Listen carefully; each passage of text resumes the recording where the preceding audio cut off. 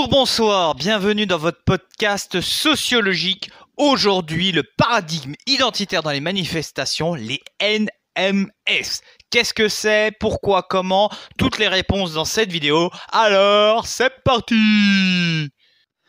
Premièrement, NMS, ça veut dire nouveaux mouvements sociaux. Pour une fois qu'on a un acronyme en sociologie qui n'est pas pompé sur ce que font les Américains, on peut s'estimer heureux. Alors c'est le prolongement des mouvements des années 1960, des années 60. Les mouvements pour les droits civiques, mai 68, tous les événements aussi dans le bloc de l'Est. Parce que 68 est un événement mondial. C'est une nouvelle forme d'action. L'identité est très forte dans ces mouvements. Par exemple, l'écologie et qui va se politiser avec le temps, mais voilà. L'écologie, les mouvements féministes, tout ça rentre dans le cadre des NMS, nouveaux mouvements sociaux. Maintenant, je vais m'intéresser un petit peu au travail de Melucci, un sociologue né en 1943 et mort en 2001. Pour identifier un mouvement social, il faut s'éloigner de la structure de classe. Et oui, ça a beau être un marxiste, il va quand même apporter une petite nuance. Les groupes sont à l'état gazeux. Il y a des phases d'expansion et de régression. C'est très important. C'est gazeux, ça prend plus ou moins de l'espace, ça se liquéfie, ça se gazifie. Voilà, on peut avoir des mouvements féministes. Il peut y avoir, par exemple, MeToo. Là, bon, t'envoies les tweets, tout ça. Puis après, MeToo, le buzz est passé, comme on dit malheureusement. Et moment de régression, après cette phase d'expansion, et violence conjugale, féminicide, tout ça. Et là, ça repart. Les mouvements panafricanistes. Alors, au moment des indépendances, on est dans une phase où ça augmente, ça grossit. On est dans une phase d'expansion. Après, arrivent les indépendances et toutes les difficultés que les pays africains ont pu connaître. Le panafricanisme régresse, réémerge dans les fins des années 70-80 avec Sankara, avec Cheikh Anta Diop.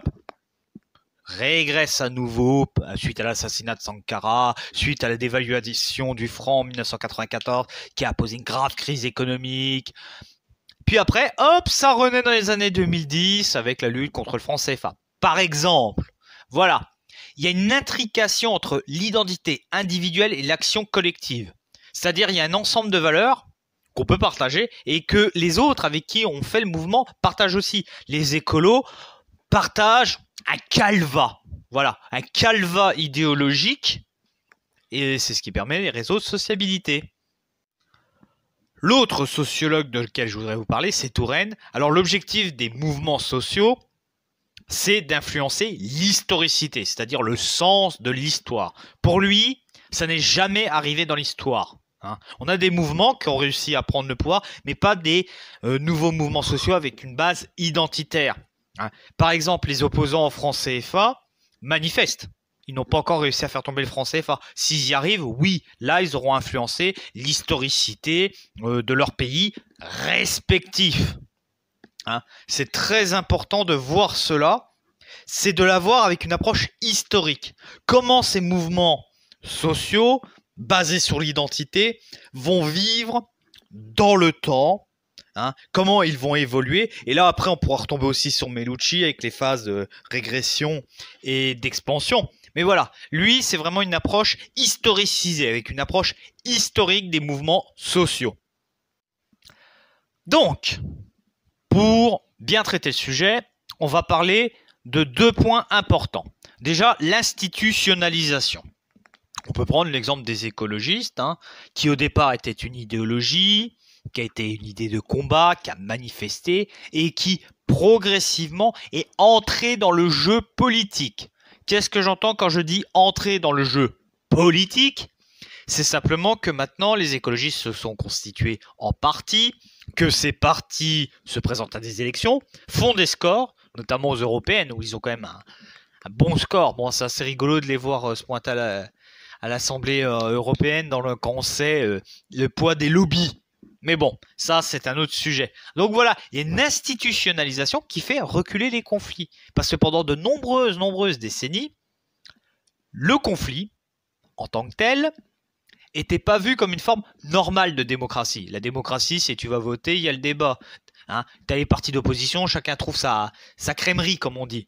aller gueuler dans la rue n'est pas foncièrement la chose qui est prévue selon les normes de la démocratie. Mais donc voilà, en s'institutionnalisant, il y a un recul des conflits, ça c'est indéniable. Le Jadot là, qui dirige les écologistes en 2019, c'est un homme politique. Hein. Il participe à la vie politique. Il va pas aller faire une manifestation ou aller piéger une centrale nucléaire ou une connerie dans le genre pour montrer les défauts, les failles de sécurité ou aller planter des éoliennes. Voilà, lui c'est un homme de bureau.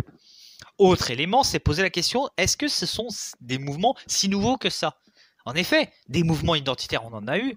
Hein. La révolte des esclaves à Haïti en 1804, les mouvements des droits civiques, qui peuvent être considérés comme un mouvement identitaire pour défendre leur identité et leurs droits. Donc, cette idée de parler de nouveaux mouvements sociaux est peut-être pas foncièrement le meilleur acronyme, parce que c'est pas si nouveau que ça. Ajoutez à cela que, chose très intéressante, quand on étudie les foules, la mobilisation collective, c'est qu'on a un retour de la dimension psychologique. C'est-à-dire, au tout début, on a vu les foules, les manifestations selon l'angle psychologique. Et là, c'est un retour ces dernières années avec l'angle des émotions.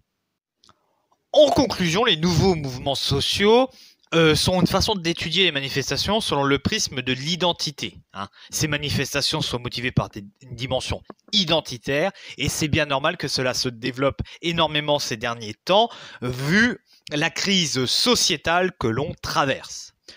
J'espère que cette vidéo vous a plu. Si elle vous a plu, vous pouvez liker, partager, faire de la pub pour la chaîne, ça fait plaisir. Je vous souhaite une bonne fin de journée. Ciao!